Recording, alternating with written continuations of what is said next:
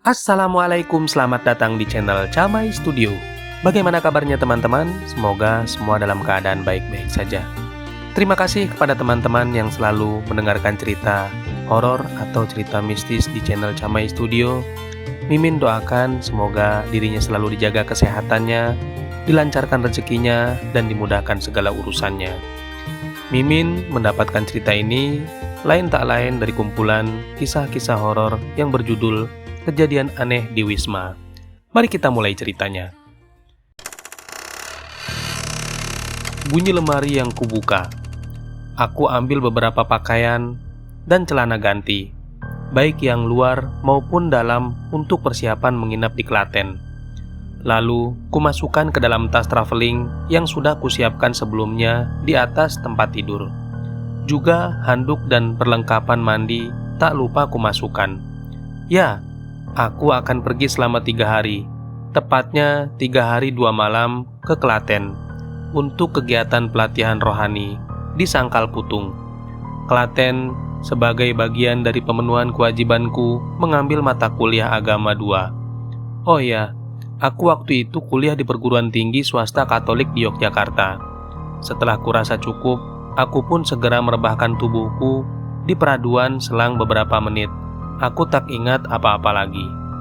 Keesokan paginya, setelah mandi dan sarapan, aku berpamitan kepada orang tuaku. Setelah itu, dengan membawa tas traveling, kunaiki motor bututku, meluncur ke kampus tercinta yang hanya membutuhkan 10 menit dari rumah untuk sampai ke sana. Motor pun kuparkirkan di basement dan tak lupa aku kunci pengaman. Aku segera berkumpul dengan teman-teman yang lain di depan kampus, di mana bis sudah menunggu di parkiran kampus. Setelah semuanya berkumpul, sekitar 30 orang, pengarahan sedikit oleh dosen pembimbing, pembagian selebaran daftar acara, dan berdoa bersama, kami pun memasuki bis yang sudah disediakan. Tepat jam 10, bus berangkat, meninggalkan kampus menuju ke rumah rekret di daerah Klaten.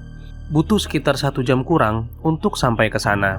Kalau sekarang mungkin bisa 1,5 jam, karena sudah banyak traffic light, jalan sudah diperbesar, dan yang pasti sudah semakin ramai. Akhirnya, bis yang membawa kami sampai di lokasi sekitar jam 11 siang. Setelah itu kami turun semua. Kami dipersilahkan menempati kamar-kamar yang sudah ditentukan. Masing-masing mendapat 1 kamar. Sebagai gambaran, lokasi wisma itu berbentuk huruf O atau bundar, dengan halaman di dalam yang luas. Kamarnya berjejer-jejer, mungkin ada 50 kamar lebih. Kamar mandinya ada di luar, dan untuk ke kamar mandi harus melewati semacam lorong sekitar 4 meteran. Memang lokasinya agak masuk ke dalam. Kalau sekarang, kamar sudah direnovasi dengan kamar mandi di dalam, dan ada yang pakai AC. Walaupun tidak semua. Dan seandainya kita mau mengelilingi wisma itu, butuh sekitar 10 menitan lebih untuk mengelilinginya. Lumayan untuk cari keringat. Hahaha. Aku pun memasuki kamarku yang sudah ditentukan dan meletakkan tasku. Setelah itu, aku meregangkan badan untuk melemaskan otot-ototku yang kaku karena terlalu lama duduk di bis tadi. Lalu aku merebahkan diri sebentar sambil menunggu jam makan siang. Singkat cerita, hari pertama aku menjalani pelatihan rohani sesuai jadwal yang sudah ditentukan, dan tidak ada kejadian apa-apa pada malam harinya.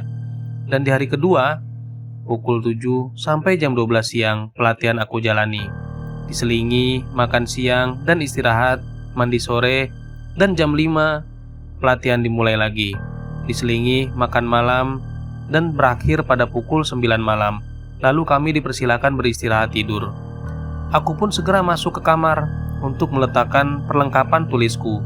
Kemudian aku keluar kamar sebentar dan ke kamar mandi untuk sekedar membasuh wajahku dan buang hajat sekalian. Setelah bersih-bersih, kemudian aku kembali ke kamar. Dan di depan kamar, aku bertemu 2 orang sohibku, Pardi dan Tommy, yang sedang bersantai.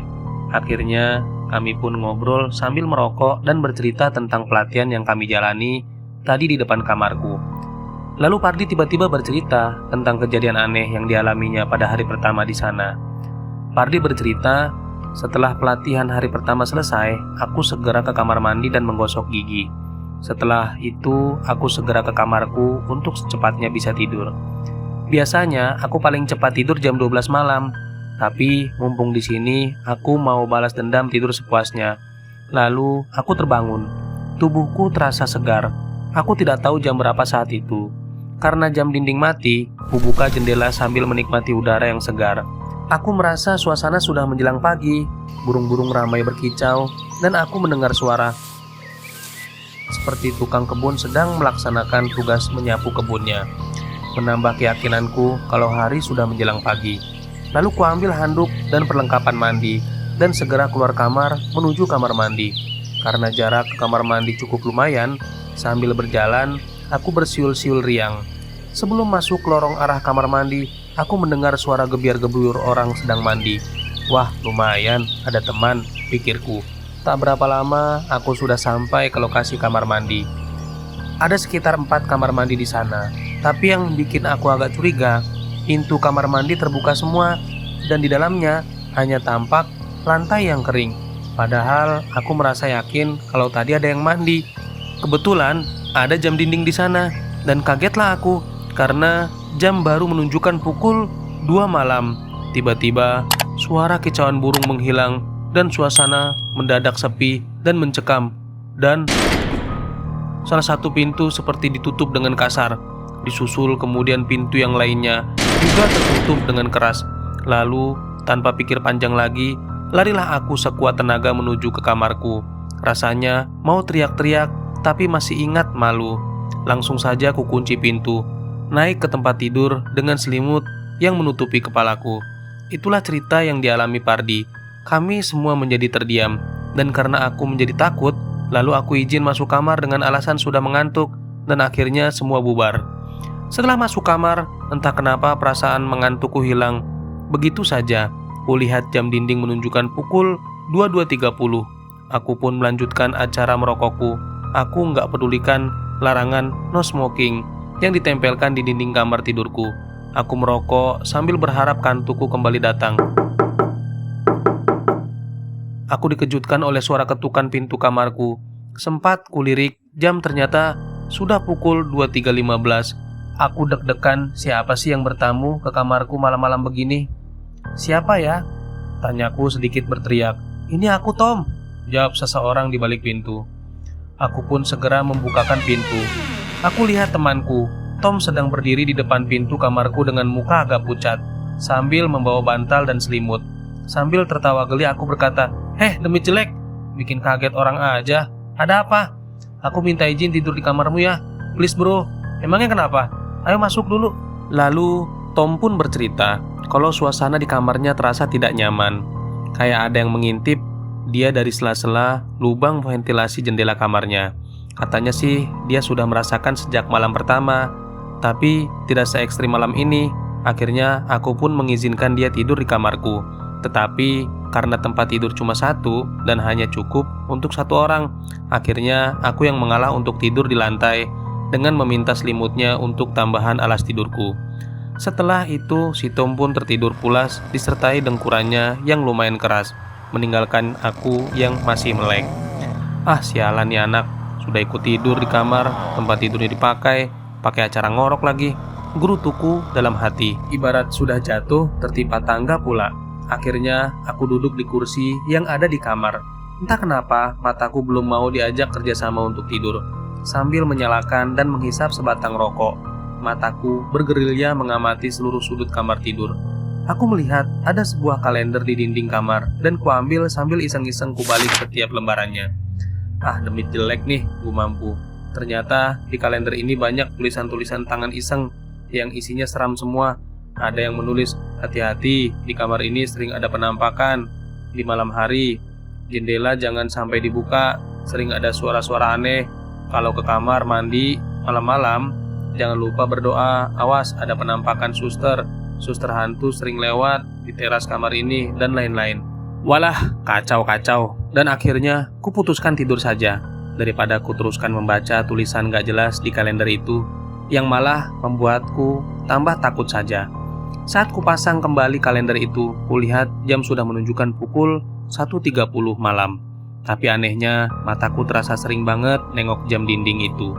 Aku pun segera merebahkan diri ke kasur kerasku di lantai, sambil baca-baca doa, dan akhirnya aku pun terlelap.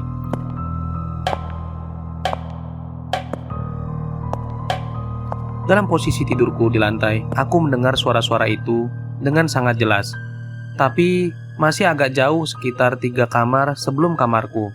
Suaranya seperti orang yang menyeret sesuatu, dan seperti tongkat kayu yang dipukulkan atau diketokkan ke lantai. Suara itu sangat mengganggu tidurku. Akhirnya aku duduk di lantai sambil terkantuk-kantuk. Kudengarkan kembali dengan seksama, dan terdengar lagi semakin keras. Kini sepertinya akan melewati kamarku.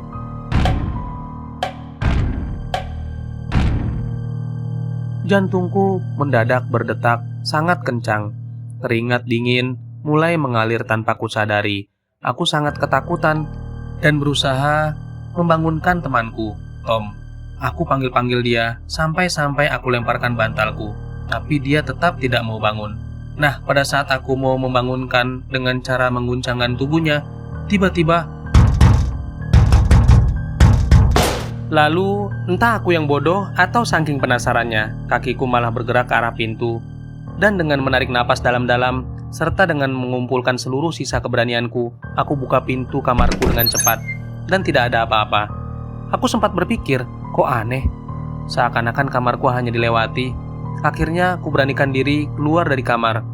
Tengok kanan, tengok kiri, sepi, sunyi, dan hanya aku sendirian di sini. Tiba-tiba, angin dingin menerpaku. Bulu kuduku kembali merinding. Tiba-tiba, sekitar 3 meter dari tempatku berdiri, ada wujud seperti wanita tua yang sedang berjalan sambil menggeret salah satu kakinya yang sepertinya lumpuh, dibantu dengan alat penyangga tubuh. Sosok itu berjalan menjauh dengan posisi membelakangiku. Gambarannya seperti orang kena stroke yang sedang latihan berjalan dan dibantu dengan sebuah alat bantu penyangga tubuh. Jujur, aku terpana oleh pemandangan itu. Tubuhku bergetar hebat karena ketakutan yang luar biasa. Kakiku sepertinya tidak bisa bergerak, lemas seperti tidak ada tenaga. Mulutku ingin berteriak, tapi tak mampu. Bernapas pun rasanya sulit. Rasanya rohku sudah ada di pucuk kepala. Hanya beberapa detik, hanya beberapa detik aku melihat penampakan itu. Tetapi rasanya seperti lama sekali waktu berjalan. Tapi untunglah seperti ada kesadaran kecil yang menyuruhku untuk kembali masuk ke kamar. Dengan tergesa-gesa, kututup dan kukunci pintu kamarku. Segera kurubahkan tubuhku yang terasa lelah luar biasa di lantai, dan kututup mataku serapat-rapatnya. Untunglah tidak pakai acara ngompol di tempat. Aku pikir semua telah berakhir, tapi ternyata tidak. Suara itu kembali lagi terdengar, tapi sekarang hanya suara yang terulang-ulang dan terdengar semakin menjauh dari kamarku dan akhirnya menghilang. Sambil memejamkan mataku rapat-rapat, aku berdoa dalam hati terus-menerus, dan tanpa sadar aku pun tertidur. Bro, bangun bro.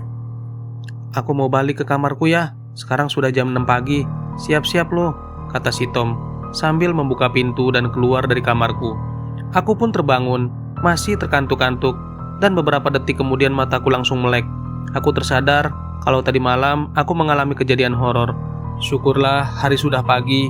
Aku menarik napas dalam-dalam dan menghembuskan napas panjang sebagai tanda kelegaan dan bersyukur karena hari ini adalah hari terakhir pelatihan rohani di Wisma ini. Aku pun bersiap-siap untuk mandi. Waktu menuju ke kamar mandi, aku mencoba meneliti kamar-kamar yang tadi malam seperti digedor-gedor. Aku baru menyadari, ternyata ada 3 kamar sebelum kamarku yang tampak tidak dipakai. Posisi 3 kamar itu berjejer menuju ke arah lorong masuk ke kamar mandi. Padahal perasaanku selama 2 hari di sana seperti ada yang menempatinya. Hal ini aku ketahui setelah berbicara dengan tukang kebun yang sedang menyapu halaman. Kacau nih, pikirku sambil berjalan agak cepat masuk ke arah kamar mandi dan mandi secepat kilat. Akhirnya jam 12.30 siang pelatihan rohani pun berakhir. Setelah itu kami berkemas-kemas untuk pulang, dan dengan bis yang sama akhirnya kami meninggalkan wisma pelatihan itu menuju ke kampus tercinta. Di dalam bis kuceritakan kejadian tadi malam kepada temanku Pardi dan Tom. Mereka pun menjadi heboh, khususnya si Tom yang ikut tidur di kamarku. Dia sama sekali merasa tidak mendengar apa-apa. dan dia menyalahkanku karena tidak membangunkannya. Aku lemparin pakai bantal aja. Kamu gak bangun-bangun, semprul koe, kataku kepadanya dengan nada jengkel. Si Tom cuma cengengesan dan tertawa karena malu. Lalu yang lain juga akhirnya jadi ingin tahu apa yang terjadi. Aku pun menjadi pusat perhatian. Wah, jadi bikin gaduh nih di bis. Hahaha. Itulah cerita pengalamanku tahun 2007 lalu. Terima kasih kepada teman-teman yang sudah mendengarkan cerita ini sampai selesai. Dan yang baru bergabung, jangan lupa like, subscribe, dan share, dan komen agar tidak tertinggal video terbarunya. Sekian dari saya. Wassalamualaikum warahmatullahi wabarakatuh.